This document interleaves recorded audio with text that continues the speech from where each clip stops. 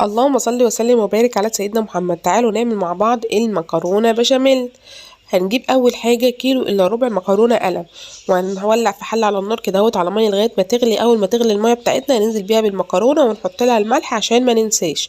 بعد كده هنجيب صينية وننزل فيها بمعلقتين سمنة، وننزل عليها بنص كيلو اللحمة المفرومة بتاعتنا. هنشوح اللحمة الاول، وبعد كده هننزل قد اللحمة بصل، نص كيلو بصل مبشور. تمام.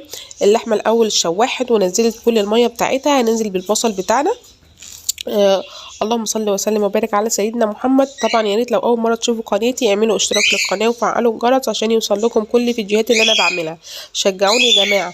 وكمان التعليقات قليله جدا، اعملوا لي تعليقات على القناه. بعد كده اجيب عندي فلفل هقطعه برده وهنزل بيه على اللحمه بتاعتي بعد ما البصل يتبل ويصفر معانا. بعد كده هنزل بقى عندي بالفلفل وقرن فلفل حراق كمان شوحته كده مع اللحمه، وهننزل كمان بالتوابل بتاعه اللحمه، وهقطع طماطم وبرده احطها على اللحمه.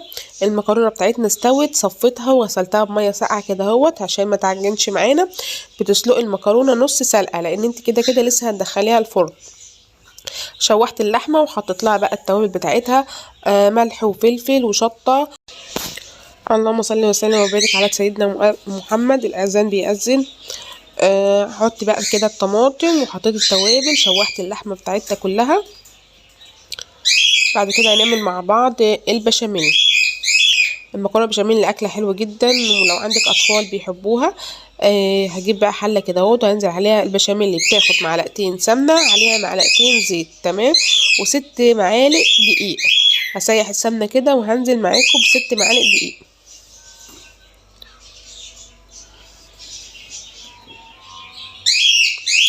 في ناس بتحب تعمل البشاميل ني في ني، وفي ناس الاول بتحب تحمر الدقيق.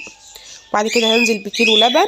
هفضل كده ايدي في البشاميل، ولو فيك اي تكتلات ممكن تضربيه في الخلاط، بس الحمد لله انت لو بتضربي بالمضرب كده على طول اي حاجه هتفك منك.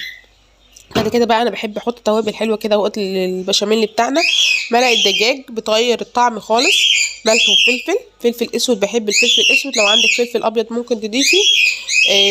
بس ممكن تحطي رشه صغيره 7 بهارات. كده خلاص المكرونه البشاميل جاهز، واللحمه كمان جهزت، والمكرونه وكل حاجه تمام التمام. تعالوا بقى نحطها مع بعض كده في صينيه. اي صينيه عندك ادهنيها بماده دهنيه، وبعد كده هنقسم المكرونه.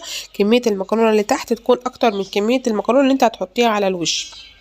وهننزل كده ونحط عليها كده كبشتين بشاميل. هنقلب المكرونه بتاعتنا بالبشاميل كويس جدا الجزء اللي تحت وبعد كده هنقسم هنحط اللحمه المفرومه بتاعتنا. ممكن وانت بتعملي المكرونه بشاميل كده مفيش مانع، يعني ان انت تاخدي طبق لحمه مفرومه صغير كده تعملي منه صينيه بيتزا، تعملي منه فطيره شرقي. يعني هيفرق معاكي جدا، يعني حاجه اقتصاديه ممكن تعمليها وتتعلميها في البيت. فانا كده حطيت 3/4 اللحمه اللي انا عملتها وشوحتها. احطها كده في الصينيه، واحط عليها بقى بقيه المكرونه. واحط بقى هجيب البشاميل اللي انا عملته احط عليه اخر حبه، هحطهم على الوش. احط عليهم بضايه. البضايه ديت ليه؟ عشان تخلي البشاميل اللي على الوش لونه ذهبي لما يتحمر. احط كده البشاميل، المكرونه البشاميل اللي بتاخد تسويه في الفرن ممكن تاخد منك نص ساعه، تولعيها نص ساعه على الفرن من تحت، وبعد كده 10 دقايق على الشوايه لغايه ما تتحمص. ممكن بعد ما تستوي خالص المكرونه بشاميل نحط عليها حبه جبنه موتزاريلا بعد ما تستوي، عشان الجبنه الموتزاريلا ما تتحرقش معاكي. كنت عامله جنبيه كده نص كيلو بانيه مقطعاه، وعاملاه كمان بالعيش المحمص، كان طعمه حكايه. بحبكم جدا في الله. اتمنى الفيديو يعجبكم، والسلام عليكم.